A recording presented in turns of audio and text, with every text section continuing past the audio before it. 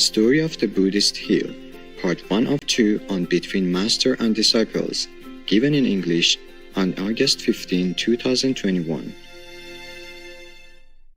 Ta về bóng lạ nhà xưa, chừng như đã mấy 10 mùa thu sang, vườn sau phủ ngập lá vàng. Hi, lovely people, all of you in the whole wide world. My greetings and best wishes to you. Here is another story to cheer you up. Perhaps this is from Vietnamese folklore. We thank Liu Huy Nguyen, Đặng Văn Lung, who have selected and compiled the book of the Vietnamese folklore. And we thank Hợp Tuyển Truyện Cổ Tích Việt Nam team for these beautiful stories. We thank also all the collectors, compilers, and writers who have contributed to this work. May you be blessed. We wish you the best. God bless. Please ask somebody to contact them for the permission to read the stories, all the stories, now and in the future, and compensate the cost of printing and all the involved costs for this. Thank you. It's about the past, named Buddhist past. Long time ago, there were 4 people who were Buddhist and very, very faithful and very, very diligent in their practice. That is, day and night, they try very hard to recite the Buddha's teaching and recite the Buddha's name in the determination to become Buddha. All 4 of them have different names, of course, but one of them is a lady, a nun. After many decades of reading Buddha Sutra and reciting Buddha's names and prayers and being vegan and just truly staying in the temple and practicing hard, whatever they think they should. So all of them have become kind of well-versed in Buddhism and have reached some kind of decently high level. One day they chose a very auspicious date to go together all the way up to a mountain, very far. The name of the mountain is God's Mountain. Yeah. So that they will become a Buddha. They think their time has come and they should become Buddhas. So they went together to that mountain. If you are high level already, if you go to that mountain, you will become a Buddha. It's a very, very far away place. So many, many years of hardship and traveling long distance. One day, they arrived at the mountain and were so tired. There's no way to describe how tired they are. But all of them are determined in their goal, thinking, we are already here at the foot of the God's mountain, and we cannot just give up. Thus, even though the evening is already there and the sun has set behind the mountain, they still try very hard to follow the little path, the dirt path, to go all the way up to the mountain top. When they were on top of the mountain, the night already late, and the whole sky and the surroundings were as dark as black ink. All of them are very, very hungry and exhausted. They can no longer continue. The hunger and the exhaustion forces them to stop and take a rest, but none of them can sleep. Suddenly one of them say, "Oh my God, if right now we have like a magic wand so that we can wish for something, wouldn't that be good?" So the others say, "Yeah, Suppose we have that magic wand, a wish fulfilling wand. What would you like to eat then? So one of them, too hungry and too tired, cannot even control his mind or speech. Oh, not just one of them, all of them are like that.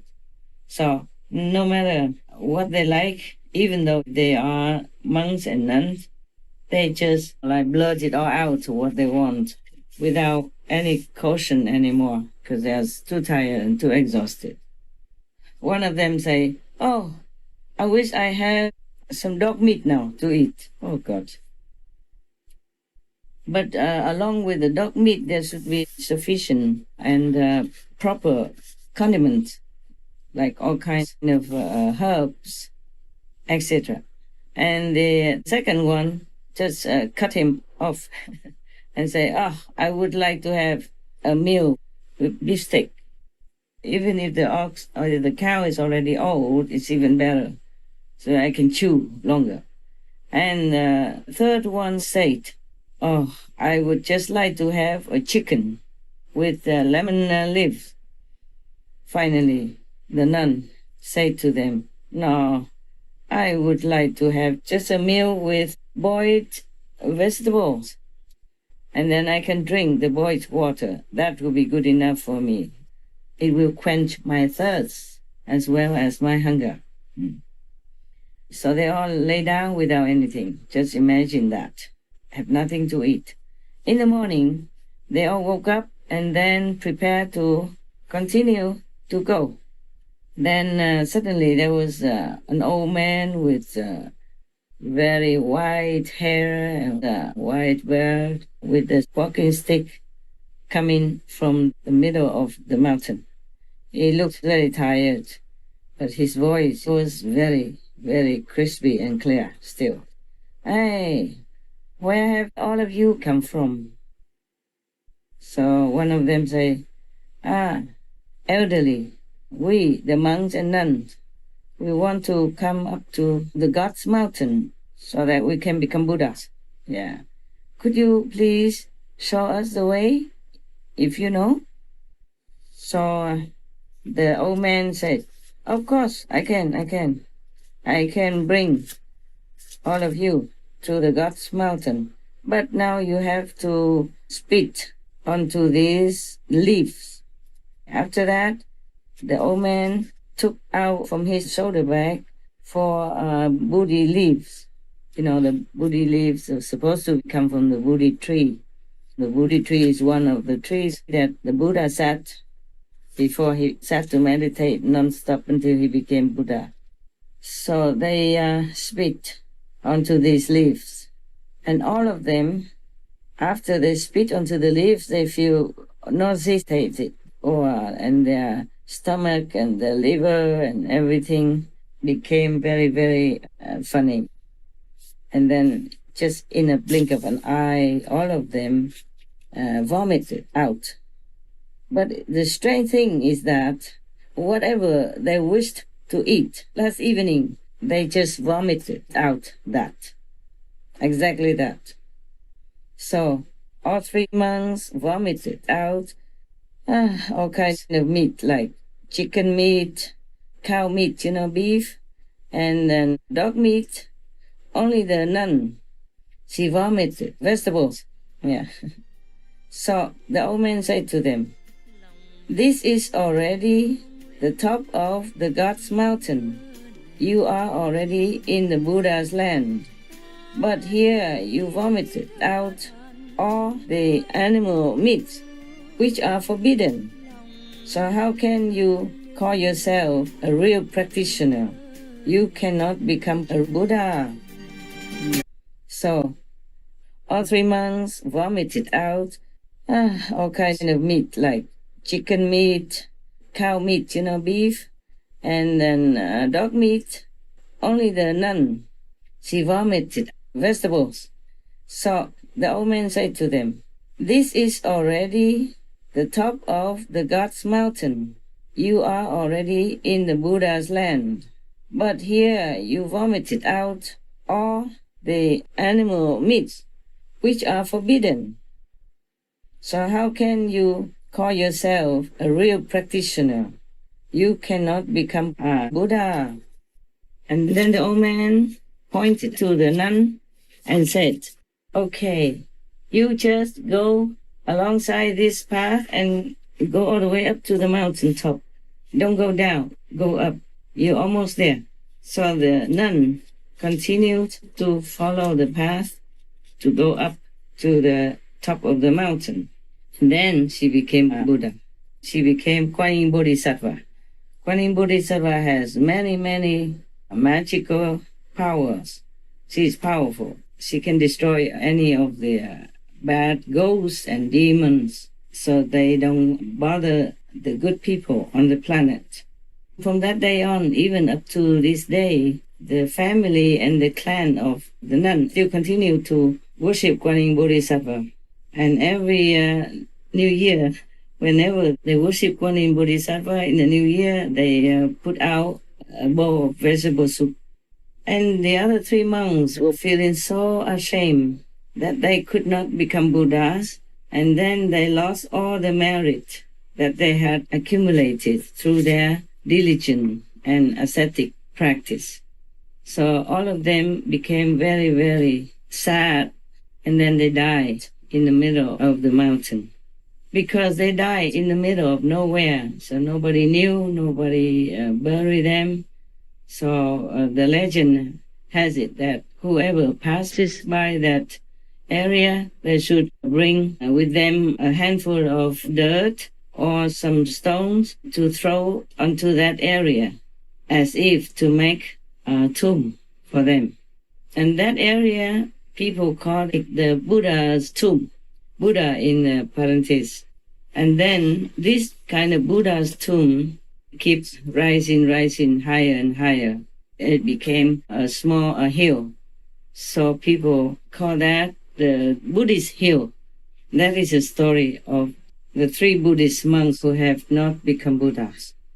From this story, we can see that if we just practice on the outside and the inside, we have not really regulated well, not really controlled well, not really became a naturally compassionate person, then no matter how long we practice or what kind of practice we do outwardly, it will not bring a lot of success.